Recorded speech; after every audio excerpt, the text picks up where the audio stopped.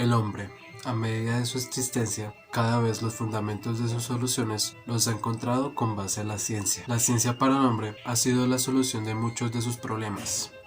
Una de las razones por las cuales no hay tecnología de la conducta se puede explicar debido a la falta de la teoría de las conductas humanas en la época griega. En las teorías de la conducta humana no hubieron bases de sustentación. El ambiente es un factor importante, el cual va a influir mucho en la conducta humana. Durante mucho tiempo no se le dio la importancia que se merecía. No fue hasta Descartes quien mencionó la posibilidad de que el ambiente era la clave para la función de la conducta. Se debe tener en cuenta cómo el ambiente va a influir sobre el organismo y la conducta que va a ejercer a base de esa consecuencia en el ambiente. De esta manera se forma una interacción que mediante el ambiente va a influir en el sujeto. La conducta humana va a depender de la interacción en el ambiente, donde sus respuestas se van reforzando a medida que su conducta se va moldeando en base a la experiencia. Por lo tanto, no es coherente decir que nuestra conducta va a depender de la posición de los planetas o las señales que nos transmiten el universo. ¿Están de acuerdo con la crítica que se a la literatura de la libertad? Expliquen por qué. Estamos de acuerdo, ya que cuando nos dice que la literatura de la libertad está solo hecha para que el hombre piense que él puede hacer lo que él quiera, pero después de eso no le da más pasos a seguir. Según esto, la literatura de la libertad nos libera de prácticas aversivas como la política, la religión, entre otros. Esta literatura ha hecho que la huida y el ataque sean pilares de la libertad. Nos menciona que el control es malo y la libertad es buena. Sí, es cierto. Algo muy interesante que nos dice Skinner es que si no fuera por la literatura de la libertad, nosotros podríamos investigar mejor sobre el ambiente social cuando lo hacemos cuando no es un ambiente social. Estamos de acuerdo que la literatura de la libertad ha cometido el error de definirla como con términos de estados mentales y sentimientos. ¿En qué procedimiento del condicionamiento operante se centra la literatura de la dignidad y por qué? En la literatura de la dignidad, el procedimiento que se centra es el reforzamiento positivo. Como dice Skinner, una conducta semejante es generada por muchas contingencias, lo que significa que en el ámbito del ambiente social se refuerzan a sí mismos conductas que son beneficiosas para nosotros mismos como para el que ejerce esa conducta. Por ejemplo, se alude al reconocimiento de un trabajo de un sujeto cuando nos beneficia y es de agrado para el ambiente, lo cual es un reforzador para esa conducta. Del mismo modo, se presentan conductas las cuales no son elogiadas por la comunidad, ¿verdad? Aunque sus causas se pueden apreciar visiblemente, existe la probabilidad de que la comunidad esas consecuencias sean aversivas, por lo tanto no reforzarán esa conducta.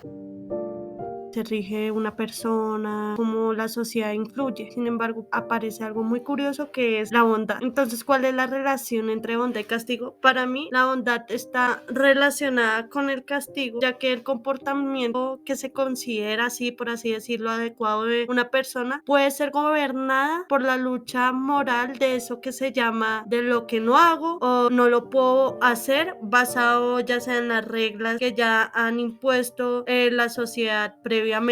Una comunidad específica puede ser X sociedad, pues el individuo va a estar socialmente, así que va a estar ligado a varias personas, y la sociedad lo que hace es que puede castigarlo, pues a medida que el individuo evita contingencias positivas, de tal modo se comporta considerablemente excelente en función de los castigos que le han colocado previamente y existentes, y pueden estar ligados también a muchas conductas. Skinner propone alternativas para el castigo.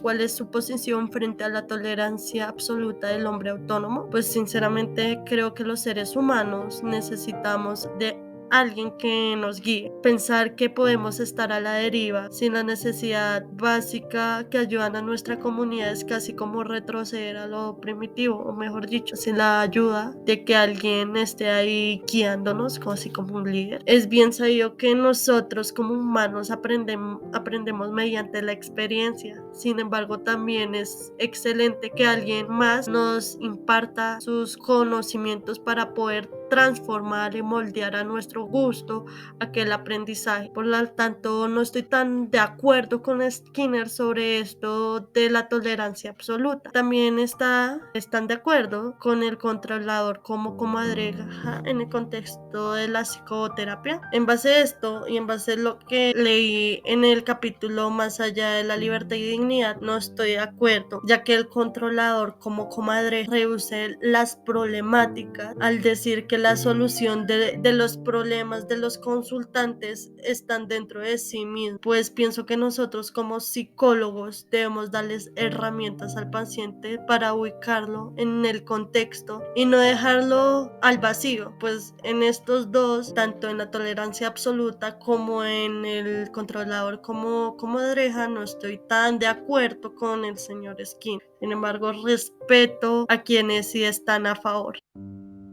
¿Cuál es la importancia del reforzamiento y el castigo de la concepción de lo bueno y lo malo? Según el libro Más allá de la libertad y la dignidad, se podría decir que cuando decimos que algo está siendo bueno, estamos teniendo reforzamientos positivos, y asimismo, cuando decimos que algo está mal o no nos gusta, estamos teniendo un castigo negativo. Esto se debe que a lo largo de nuestras vidas, las mismas personas o el propio ambiente en el que vivimos nos hace diferenciar entre las cosas buenas y las malas, como por ejemplo en la comida, que está bien de sabor, o vamos a tener un reforzamiento positivo porque vamos a querer seguir consumiendo. Pero si decimos que está mala, vamos a dejar de consumirla teniendo un reforzamiento negativo. En cambio, cuando en el colegio tenemos una calificación mala, esto nos va a traer un castigo en nuestro hogar. ¿Cómo se podría definir la gratitud desde la teoría operante? La gratitud se podría definir como un reforzamiento recíproco, esto debido a que en los reforzamientos estamos aprendiendo diferentes conductas y al realizarlas esperamos a cambio la misma respuesta de otras personas, pero esto no siempre lo vamos a obtener, algunos nos pueden llegar hasta ignorar. Sin embargo, seguimos realizando el mismo reforzamiento una y otra vez hasta que la otra persona nos entienda y nos responda de la misma forma. ¿Qué tiene que ver la cultura con la supervivencia? Con lo leído en el libro se puede decir que la cultura tiene que ver con la supervivencia debido a que surge un tipo de evolución en las especies. Esto se dice que si se tiene un mayor número de individuos se obtienen más especies y así se forma una cultura. Pero estas culturas se tienen que ir adaptando y trabajando en el medio en el que viven. Si no lo logran hacer, pueden llegar a morir y eso llegará a ocurrir poco a poco. En esta especie se irá extinguiendo hasta llegar a un punto en que no exista ningún. ¿Qué papel cumplen las instituciones en la cultura y cuál es su relación con las contingencias? El papel que cumplen las instituciones es el de comunicar seguridad, justicia, orden, conocimiento, riqueza y salud, entre otras, con el fin de indicarles a las personas que si trabajan con esfuerzo y renuncian a algunos reforzadores, más adelante obtendrán otros mucho mejor, pero no siempre les alcanza la vida de las personas para obtener dichos reforzadores. Acá observamos que la contingencia no es positiva porque por más de que se esfuerce la persona en hacer bien su trabajo, no va a poder obtener el refuerzo que tanto le prometieron. En el capítulo 8 se habla del análisis científico de la conducta, que permite describir e interpretar contingencias que aparecen en la cultura para poder modificar dichas conductas teniendo en cuenta las condiciones de las cuales esa conducta es función, ya que pueden afectar en la supervivencia de la cultura según Skinner.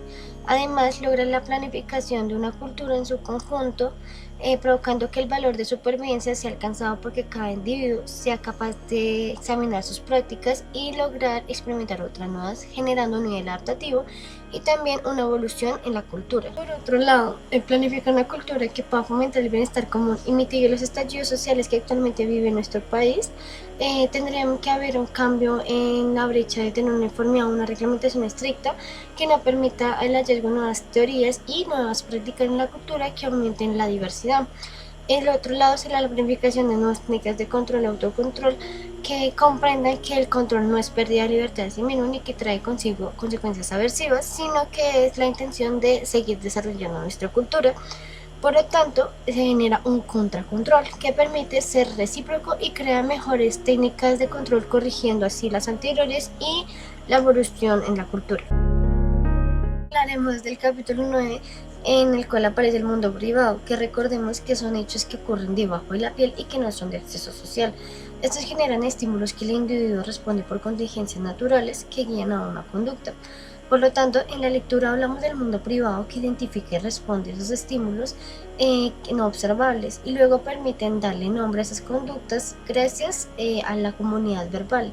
Pero recordemos que antes de esto, la comunidad verbal no tiene acceso a tales procedimientos para enseñarle al individuo la conducta. Pero es que nosotros estamos de acuerdo en la postura de Skinner, puesto que si nos acercamos más a la naturaleza humana cuando estamos en una cultura primitiva o en la etapa de un niño, porque las contingencias ambientales han perturbado menos a este individuo al no haber una relación tan directa con nuevas experiencias, las cuales no modifican tanto su naturaleza humana.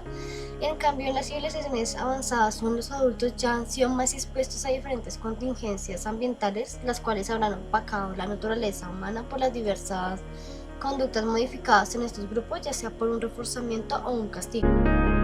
Los argumentos que Skinner redactan más allá de la libertad y la dignidad son argumentos que se basan en un análisis experimental de la conducta. Sus conceptos tienen una gran credibilidad y sus argumentos tornan sentido en el contexto cultural que se ha evidenciado a lo largo de la historia. Por lo tanto, se está de acuerdo con este libro y con la postura de Skinner.